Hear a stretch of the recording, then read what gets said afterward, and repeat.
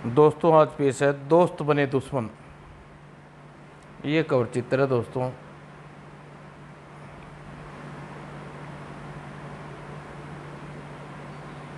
मनोज की कॉमिक्स है ये दोस्तों। ये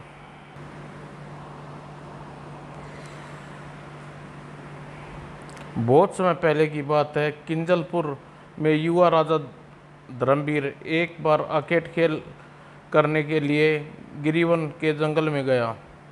वहाँ उसने एक सफ़ेद बाघ को देखा। आह, कैसा सुंदर सफ़ेद बाघ है, मुझे इसका शिकार करना चाहिए सोचकर धर्मवीर ने अपना घोड़ा बाघ की तरफ दौड़ा दिया। जब बाघ और उसके बीच दूरी कम हो गई तो उसने निशाना बांधकर तीर छोड़ा। तीर पानी पीते बाघ के कंधे में जा धंसा। दर्द से तिलमिलाकर बाघ धर्मवीर की ओर देखा और गुर्राता हुआ उसकी ओर बढ़ने लगा। गुर्र, यह देख, ओह, यह मेरी तरफ बढ़ रहा है। मुझे जल्दी ही तीर छोड़ना चाहिए वरना मुझे परवार कर देगा। और सोते हुए धर्मवीर ने तरकस की तरफ तेजी से हाथ बढ़ाया, लेकिन इससे पहले तरकस से तीर निकालता बाघ उसके कंधे पर अपना पंजा गड़ा दिया। आह! तत्पश्चात क्रोधित बाघ अपने नुकीले दांत धर्मवीर की गर्दन में गड़ा दिए। वह धर्मवीर को दर्द की अधिकता और न सह सका और बेहोश हो गया। जब उसकी बेहोशी टूटी, मैं कहाँ हूँ? ओह, आपको होश आ गया। मैं अभी महाराज को सूचना देकर आती हूँ, कहती हुई दासी दौड़कर कक्ष से निकल गई। दूसरी ओर धर्मवीर सोच रहा था, यह मैं कहाँ गया हूँ? मुझे घायल बाघ ने वार किया था, वह बाघ कहाँ चला गया? यह राजमहल किसका है? धर्मवीर अभी यह सोच ही रहा था कि राजा कक्ष में प्रवेश किया। आपको होश आया देखकर बहुत खुशी हुई। आप हमें अपना परिचय दीजिए ताकि हम जान सकें आपका नाम क्या है और आप किस राज्य के वासी हैं। मेरा नाम धर्मवीर है श्रीमान, और मैं किंजलपुर का राजा हूँ। वन में आखेट करते समय एक बाघ पर हमने आक्रमण किया। फलस्वरूप हम होश को बैठे। होश आने पर हमने आपको इस कक्ष में पाया। मैं समझ नहीं पा रहा हूँ मैं यहाँ कैसे आया। राजा धर्मवीर, मैं आपको अपना परिचय देता हूँ। मेरा नाम रूप वर्मा है। मैं इस राज्य सुबोध नगर का राजा हूँ। आप इस समय हमारे राजमहल में हैं। मैं भी शिकार करने के लिए गिरिवन में गया था। वहाँ मैंने बाघ को आपके ऊपर आक्रमण करते देखा, तो मैंने आओ देखा न था तुरंत बाघ को तलवार के वार कर से उसे मौत के घाट उतार दिया। तत्पश्चात आपको उठाकर अपने महल में ले आया और राजकीय वैद्य से आपका उपचार करवाया। पूरे 5 दिन पश्चात आपको होश आया है। ओह, मैं पूरे 5 दिन तक बेहोश रहा। हाँ राजन, आपको होश में आते न देख हमने चिंतित हो उठे थे। राजन, आपने हमारी जान बचाकर हमारा दिल जीत लिया। हम आपके आभारी हैं। राजन, आभार प्रकट करने कर हमें छोटा न कीजिए, यह तो हमारा कर्तव्य था। आपके विचार जानकर प्रशंसा हुई। आज आप हमारे मित्र हुए। तब रूप वर्मा ने आगे बढ़कर उसकी फैलती बाहों में समा गए। राजा धर्मवीर, हम आपके मित्र बनकर बहुत खुशी हुई। इस घटना के पश्चात राजा धर्मवीर सुबेद नगर के 5 दिन और रहा। छठे दिन वह वहाँ से जाने लगा। आज रूप वर्मा, कभी जरूरत पड़े तो हमें याद करना। मैं आपके किसी काम आ सका तो मेरा सौभाग्य होगा। जब अपने नगर पहुँचा, महाराज, आप कहाँ चले गए थे? आपकी अनुपस्थिति में मैंने नाना प्रकार के बुरे विचार उत्पन्न हो रहे थे। आपको कुशलता तो थे। रानी कनक, यह समझो कि हम नया जीवन पाकर लौट रहे हैं। इसके साथ ही एक मित्र भी हमें मिला है। तब धर्मवीर ने विस्तार से कनक को सारी बात बताई और धीरे धीरे इस घटना को बीते हुए 6 माह बीत गए। एक दिन प्रधानमंत्री भजदेव ने राजा धर्मवीर से बताया, महाराज, सुना है उबोध नगर इन दिनों भयानक अकाल पड़ा हुआ है क्या? हाँ महाराज, पूरी फसलें सूख गई हैं, पशु पक्षी मर गए हैं, लोग घर छोड़कर वहाँ से जाने लगे हैं। अकाल मृत्यु का प्रकोप दिन ब दिन बढ़ता जा रहा। ओह! धर्मवीर सोच में डूब गया। कुछ सोचकर प्रधानमंत्री जी, आप तुरंत ही हर प्रकार की सहायता सुबोधनगर भिजवा दीजिए। ध्यान रहे, सुबोधनगर के राजा रूप वर्मा हमारे अभिन्न मित्र हैं। एक बार संकट में उन्होंने हमारी सहायता की थी। जो आज्ञा महाराज। और हम एक पत्र रूप वर्मा के नाम कर दे रहे हैं। आप उस पत्र को तुरंत दूत के हाथों सुबोधनगर भिजवा दीजिए और दूत के साथ ही खाद्य सामान व अन्य सहायता का सामग्री भिजवा दीजिए। जो हुक्म। और तब राजा धर्मवीर ने राजा रूपवर्मा के नाम एक पत्र लिखा। प्रिय मित्र रूपवर्मा। और वह पत्र को लेकर तुरंत ही सुबोधनगर की ओर रवाना हो गया। ऊंट, घोड़ों, प्रहलादा खाद्य सामग्री का विशाल भंडार उनके साथ था। दूत ने सुबोधनगर पहुंचकर अपने साथ लाया सामान राजा रूप वर्मा को दिया। तत्पश्चात उसे राजा धर्मवीर को एक पत्र दिया। प्रिय मित्र राजा रूप वर्मा, नमस्कार। आपके राज्य के ऊपर अकाल का संकट आया है। आपको हमें खबर तक न दी। क्या हमें अपना मित्र नहीं समझते? मैंने अपने दूत के हाथों कुछ खाद्य सामग्री व अन्य सहायता सामग्री भिजवा रहा हूँ। इसे कबूल कीजिए। अपना राज्य जब तक अकाल की विषमता मुक्त नहीं हो जाता तब तक हमारी ओर से आपके राज्य में हर प्रकार सहायता दी जाएगी। हम चाहते हैं कि आप अपने परिवार के साथ किंजलपुर आकर कुछ दिन रहें। आशा करता हूँ आप हमारा निमंत्रण अवश्य स्वीकार करेंगे। आपका मित्र राजा धर्मवीर। पत्र पढ़कर रूप वर्मा की आंखें भर आई। ओह, धर्मवीर का हृदय तो बहुत उदार निकला। किस प्रकार दिल खोलकर उसने हमारी सहायता की है। हमें उसका निमंत्रण स्वीकार कर लेना चाहिए। यह सोचकर उसने दूत से कहा, राजा धर्मवीर से कहना हम शीघ्र किंजलपुर आएंगे। और राजा रूप वर्मा ने तुरंत ही दूत का लाया सामग्री अकाल पीड़ितों में बंटवा दी। तत्पश्चात वह अपनी रानी हीरामती के पास पहुँचे। रानी, हमारा मित्र राजा धर्मवीर निमंत्रण आया है कि हमें सपरिवार उसके यहाँ जाना है। जो हुक्म महाराज। और दूसरे दिन रूप वर्मा अपनी रानी हीरामती और पुत्री स्वर्णा के साथ लेकर किंजलपुर की ओर चल दिया।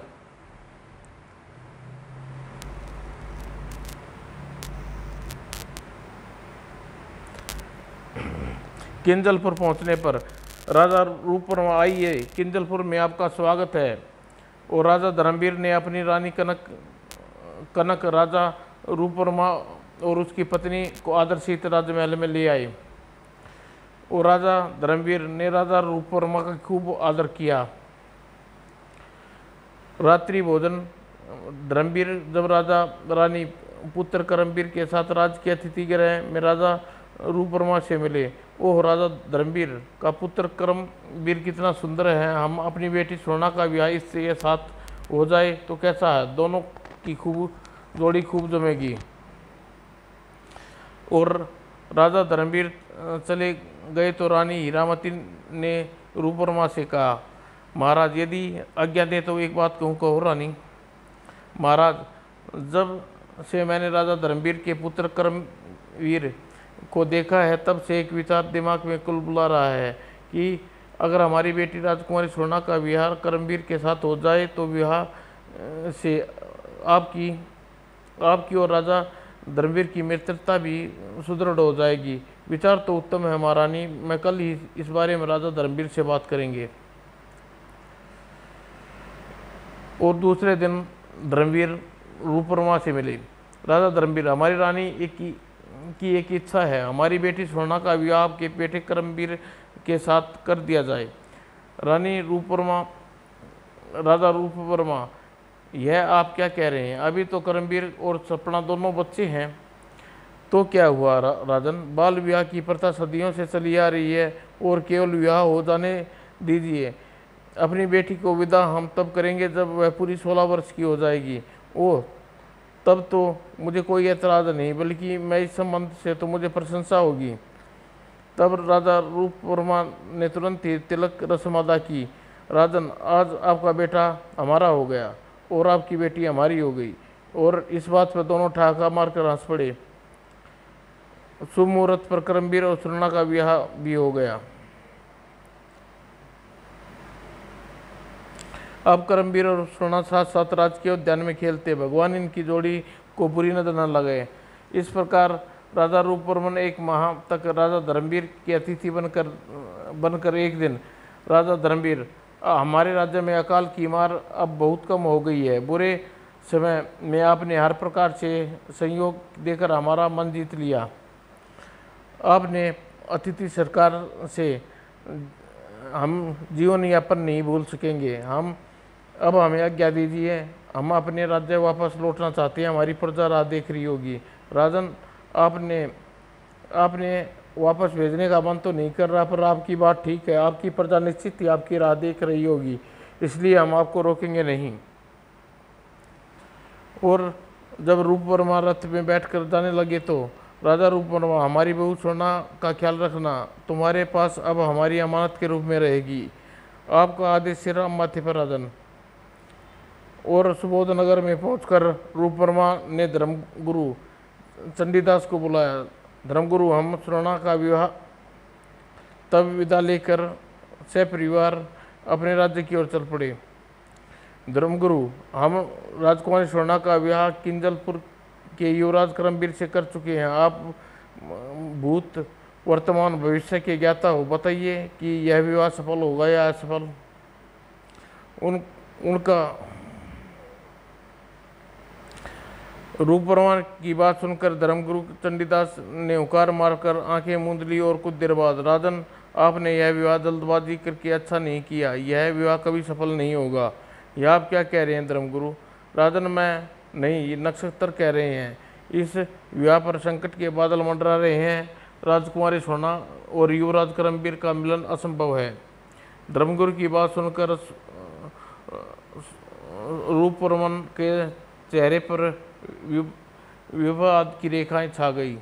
और फिर कुछ सोचकर, धर्मगुरु, हमारी एक ही बेटी है, आपको हम दुखी कैसे हमारी एक ही बेटी है, उसको हम दुखी कैसे देख सकते हैं? जो होना था वह तो हो गया। अब आप कोई उपाय बताइए जिससे हम करके राजकुमारी स्वर्णा या युवराज करमवीर का वैवाहिक जीवन संपूर्ण सुखपूर्वक व्यतीत हो सके। तो सुनिए राजन, आज से 6 माह पश्चात किंजलपुर के राज्य में एक भयानक रोग फैलेगा। उस रोग की चपेट में आकर बहुत से लोग मारे जाएंगे। जिस जड़ी बूटी से वह रोग ठीक होगा, वह जड़ी बूटी आपके राज्य में मिलती है या कि दूर हिमालय की तलाटी में मिलती है। राज्य में जब रोग फैलने के पश्चात राजा धर्मवीर आपसे जड़ी बूटी मांग करेगा, तब आपको वह जड़ी बूटी नहीं देनी। धर्मगुरु, यह आप क्या कह रहे हैं? हमारे ऐसा करने से धर्मवीर हमसे रुष्ट हो जाएंगे।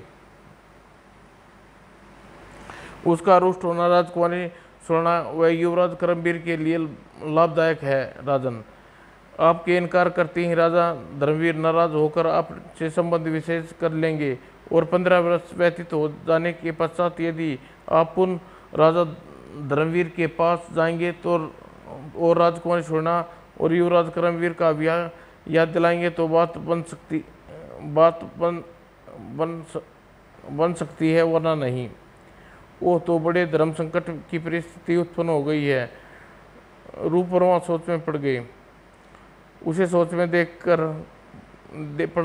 राजन, एक बात और ध्यान रहे, आने वाले 15 वर्ष स्वर्णा की और करमवीर के लिए बहुत अमंगलकारी हैं।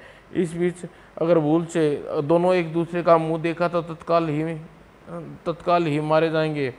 ओह, लेकिन धर्मगुरु, यह बात मैं राजा धर्मवीर को बता सकता हूँ ताकि वे सब जान कर हमसे नाराज ना हो। नहीं राजा, नासना गजब मत करना। यदि तुमने ऐसा करोगे तो तत्काल किंजलपुर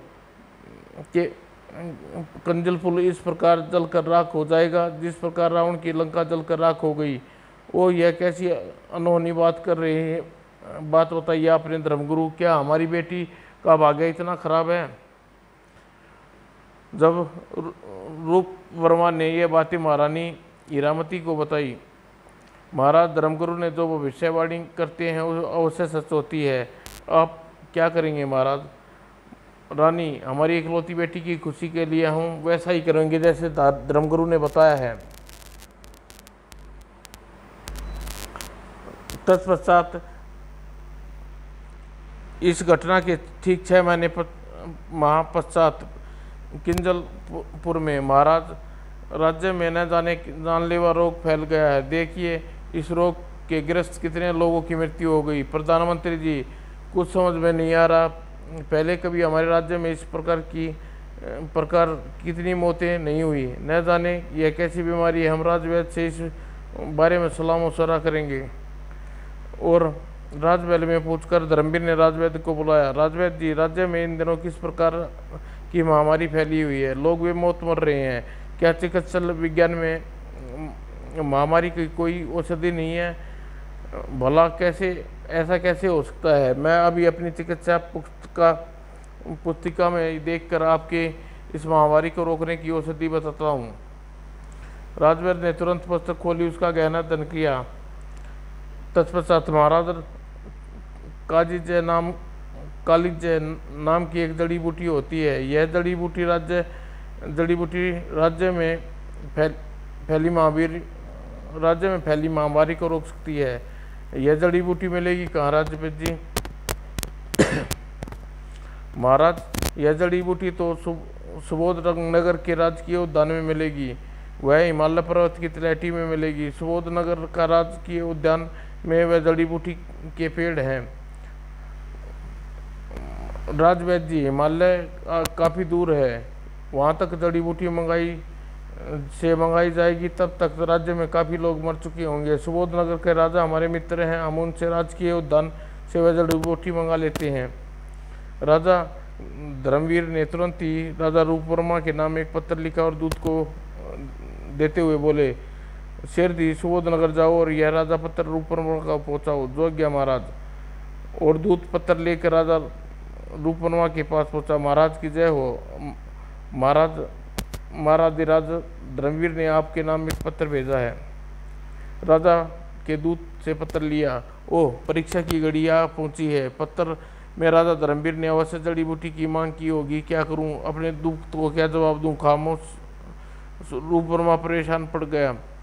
अपनी बेटी मंगल कामना के लिए मुझे दिल कड़ा करके जड़ी बूटी के लिए इनकार करना ही होगा। इसी में हमारी और राजा धर्मवीर की भलाई है। रूपवर्मा ने पत्र खोलकर पढ़ा। राजा रूपवर्मा जी, नमस्कार। हमारे राज्य में इन दिनों एक भयानक महामारी फैली हुई है। उस महामारी को रोकने के लिए जिस जड़ी बूटी की आवश्यकता है उसका नाम कालीजय है। वह जड़ी बूटी आपके राजकीय उद्यान में विद्यमान है। कृपया हमारे दूत को वह जड़ी बूटी देने की कृपा करें। आपका आभारी रहूँगा। आपका मित्र राजा धर्मवीर। पत्र पढ़ने के पश्चात उसने दूत से कहा, दूत, यह पत्र का जवाब हम तुम्हें एक पत्र में लिखकर देते हैं। उस पत्र को किंजलपुर जाकर राजा धर्मवीर को देना। जो आज्ञा महाराज।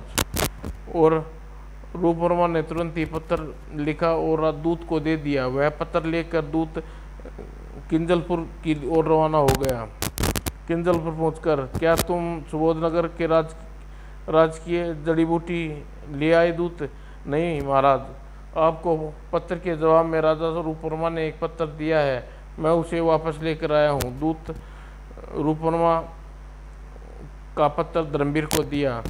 तब धर्मवीर ने पत्र खोलकर, राजा धर्मवीर जी, माना कि हम आपके मित्र हैं, लेकिन इस नाते आपने यह कैसे सोच लिया कि खानदानी वृक्ष की जड़ी बूटी तोड़कर आपको दे देंगे?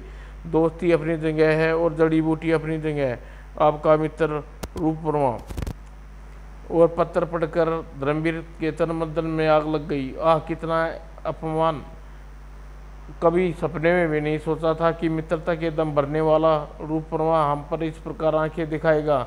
वह क्या समझता है कि जड़ी बूटी केवल उद्यान में ही है? हम सैनिकों को ही भेज कर हिमालय की तलहटी से वह जड़ी बूटी मंगवा लेंगे। और उसने तुरंत सैनिकों को बुला के आदेश दिया, सैनिकों, हिमालय की तलहटी में कालीजय जड़ी बूटी को लेकर आओ। जो आज्ञा महाराज। आदेश पाकर सैनिक चले गए।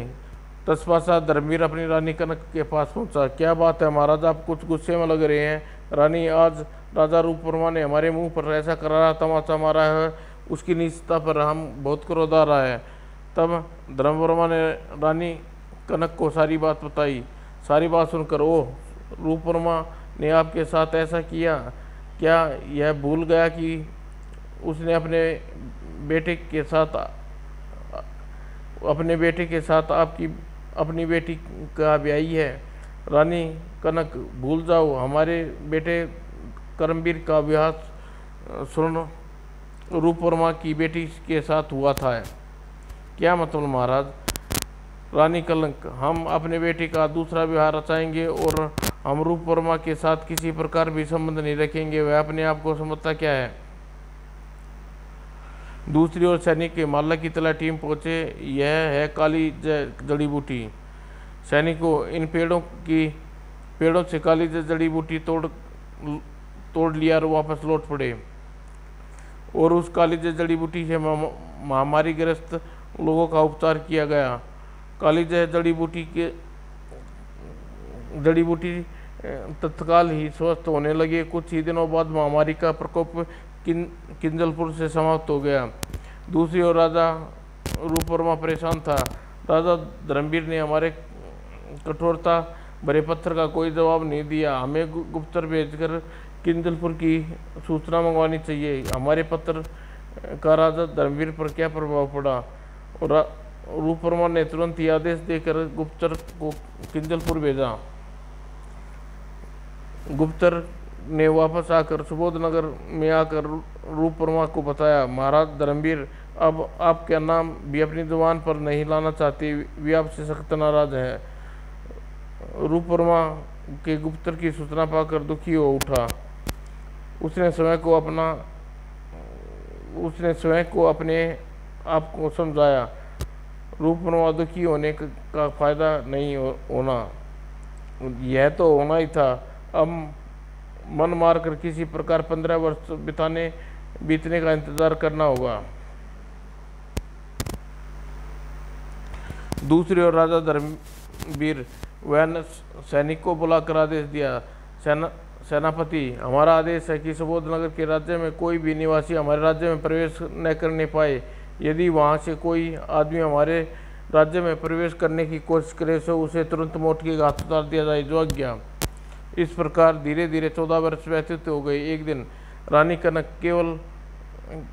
देवल राज्य में देवल सिंह की पुत्री चंद्रिका से रिश्ता आया है। तुम्हारे इस बारे में क्या राय है। महाराज करमवीर अब युवा हो गया है। राजकुमारी चंद्रिका युवराज करमवीर के लिए ठीक ही रहेगी।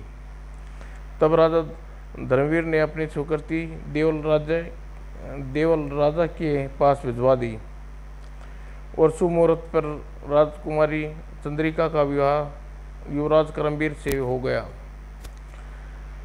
युवराज करमवीर राजकुमारी चंद्रिका आनंद से रहने लगे। दूसरी ओर राजकुमारी स्वर्णा भी युवा हो चुकी थी। एक दिन रानी हीरामती ने राजा रूपवर्मा से कहा, महाराज राजकुमारी युवा हो गई है, आपका उसका तनिक भी ध्यान नहीं है। तुम्हारे कहने का क्या मतलब है रानी। राजकुमारी स्वर्णा पूर्णतः युवा हो गई है तथा उसे उसकी ससुराल में भेजना है। ओह, मैं तुम्हारे कहने का मतलब है रानी, मैं हीरामती राजा धर्मवीर से संबंध विच्छेद पर पूरे 14 वर्ष बीत गए हैं। अभी 1 वर्ष तक और हम उससे नहीं मिल सकते। 1 वर्ष बाद हम इस बारे में बात करेंगे। 1 वर्ष पश्चात 1 वर्ष और बीत गया। अब हमें राजा धर्मवीर के पास चलना चाहिए। तभी उसके दिमाग में एक विचार आया, स्वयं जाने से पहले मुझे अपना दूत धर्मवीर के पास भेज देना चाहिए। और रूपवर्मा ने तुरंत ही एक दूत को किंजलपुर भेजा। जैसे ही दूत किंजलपुर की सीमा में घुसा, कौन हो, किस राज्य से आए हो। मैं राजा रूपवर्मा का दूत हूँ, राजा धर्मवीर के पास जाना चाहता हूँ।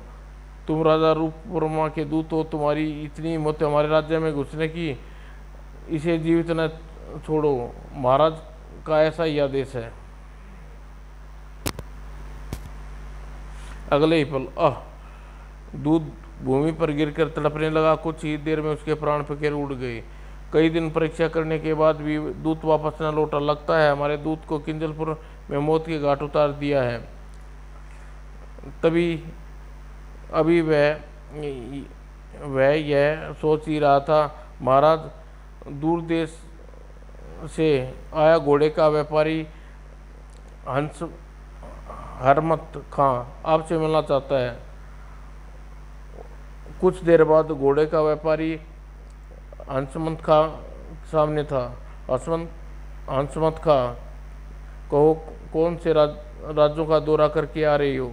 महाराज, मैं जम्बालपुर, हैदरपुर, किंजलपुर के राजाओं में अपने घोड़े बेचकर सीधा आपके पास ही चला आ रहा हूँ। तुमने किंजलपुर होकर आए हो? हाँ महाराज, धर्मवीर हमारे घोड़े का स्थायी ग्राहक है। यह सुनकर हसमत खां धर्मवीर के पास होकर आया है, वहाँ का हालचाल मालूम करना चाहिए, करमवीर के बारे में पूछताछ करनी चाहिए।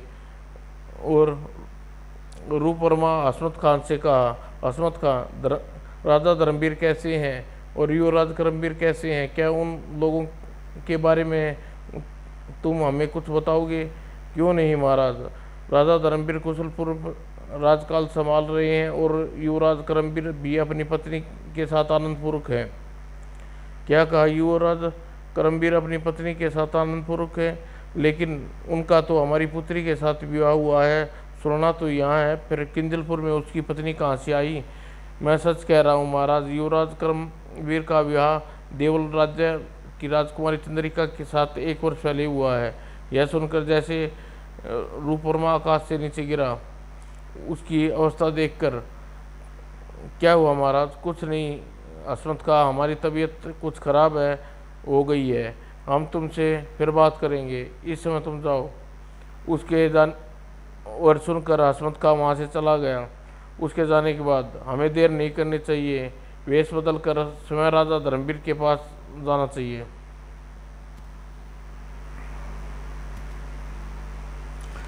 दूसरी ओर राजकुमारी सुनना भी दुखी रहती थी। क्या मेरे पति मेरा बिल्कुल भी ख्याल नहीं?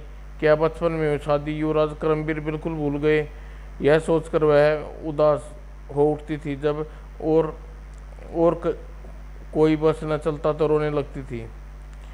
उस समय वह बैठे हुए रो रही थी कि राजा रूपवर्मा कक्ष में प्रवेश किया।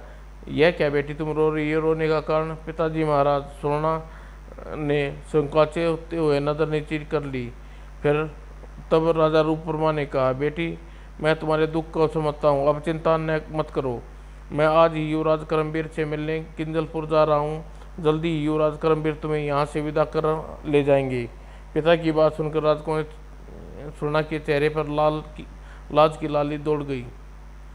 और तब राजा रूपवर्मा अपनी रानी के पास पहुंचा। रानी हीरामती, आज मैं किंजलपुर जा रहा हूँ, सब ठीक तो है ना महाराज? हाँ, सब कहाँ ठीक है रानी। सुना है युवराज करमवीर ने देवलपुर राजा की राजकुमारी चंद्रिका से विवाह कर लिया है। क्या अब हमारी बेटी का क्या होगा महाराज? उसी संबंध में राजा धर्मवीर से वार्तालाप करने के लिए मैं किंजलपुर जा रहा हूँ। तो जाइए महाराज, इस कार्य में अब विलम्ब न कीजिए। राजा रूपवर्मा बंजारे का रूप धरा और एक साथ सारंगी लेकर किंजलपुर की ओर चल दिया। भगवान मेरे स्वामी की रक्षा करना और किंजलपुर राजा धर्मवीर हमसे रुष्ट न है। पता नहीं महाराज रूपवर्मा के साथ कैसा सलूक करेंगे। कई दिन का सफर तय करने के पश्चात राजा रूपवर्मा किंजलपुर की सीमा में प्रवेश किया। कहाँ से आ रहे हो? कहाँ जाना है? कहाँ के रहने वाले हो? इनको सच बात नहीं बतानी, वरना धर्मवीर के पास पहुँचने से पहले ही ये लोग मेरा काम तमाम कर देंगे। यह सोचकर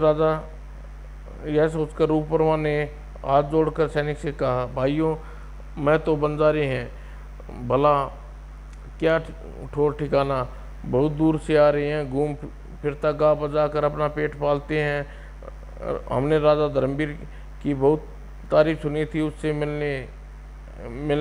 मिलने जा रहे हैं। ऐसी बात है तो हमें भी सारंगी बजा कर सुनाओ, हमें तभी तुम आगे बढ़ोगे। जो कमंदाता और रूपवर्मा ने सारंगी बजानी शुरू करी। वाह वाह, वास्तव में तुम बहुत अच्छी सारंगी बजाते हो। रूपवर्मा बहुत देर तक सारंगी बजाता रहा। तत्पश्चात, जाओ अब तुम दरबार में जा सकते हो, धन्यवाद। सैनिकों के जान छुटाकर रूपवर्मा आगे बढ़ा। वह सीधा राजा धर्मवीर के दरबार में पहुंचा। कौन हो तुम? महाराज मैं सबोध नगर का निवासी हूँ। राजा रूपवर्मा ने मुझे कुछ प्रश्नों के उत्तर पाने के लिए आपके पास भेजा है। यह सुनते ही, क्या कहा? तुम सुबोध नगर के रहने वाले हो? हमारे सैनिक ने तुम्हें जीवित कैसे छोड़ दिया? महाराज मैं आपको सैनिकों को झूठ बोल कर आया हूँ। यदि उन्हें सच बताता था वे मुझे जीवित नहीं छोड़ते, लेकिन अब मैं तुम्हें जीवित नहीं छोड़ूंगा। कहकर धर्मवीर ने सिंहासन से उठा, तलवार खींचकर रूपवर्मा की तरफ बढ़ा। यह देखकर प्रधानमंत्री ने धर्मवीर ने से कहा, रुकिए महाराज, रुकिए, दरबार में रक्तपात न कीजिए। प्रधानमंत्री की बात सुनकर धर्मवीर ठिनक गया और उसकी ओर देखने लगा। महाराज यह ठीक है कि बंजारे ने हमारे राज्य के अंदर प्रवेश करके दुस्साहस का परिचय दिया है, लेकिन जब भी दरबार में आ ही गया तो इसकी बात सुनने में हर्ज क्या है? इसकी बात और सुन लीजिए। तुम ठीक कह रहे हो प्रधानमंत्री, कहकर धर्मवीर वापस सिंहासन पर जा बैठा और सिंहासन पर पूर्व बैठने के पश्चात, कहो बंजारे तुम क्या कहना चाहते हो? महाराज हमारे महाराज ने आपकी सेवा में कुछ वस्तुएं भिजवाई हैं, उसका उत्तर मंगवाया है। कहकर रूपवर्मा ने अपने झोले से चांदी का एक थाल निकाली। उसमें एक लोहे की मजबूत जंजीर, रस्सी के 2 कुंडे और फूलों की मालाएं रखी थी। माला चमेली की फूलों की थी, दूसरी माला गुलाब के फूलों की थी। तत्पश्चात, महाराज थाल में रखी हुई वस्तुएं का जवाब राजा रूपवर्मा ने मंगवाया है। हमें थाल में रखी हुई वस्तुओं का कोई मतलब समझ में नहीं आया। अब भला इसे दूत को क्या जवाब दें? यह सोचकर उसने रूपवर्मा से कहा, बंजारे हम तुम्हारे राजा द्वारा भेजी वस्तुओं के संकेत प्रश्नों को सही उत्तर कल देंगे। कल तक ठहरने की व्यवस्था अतिथिशाला में की जाएगी। जो आज्ञा महाराज।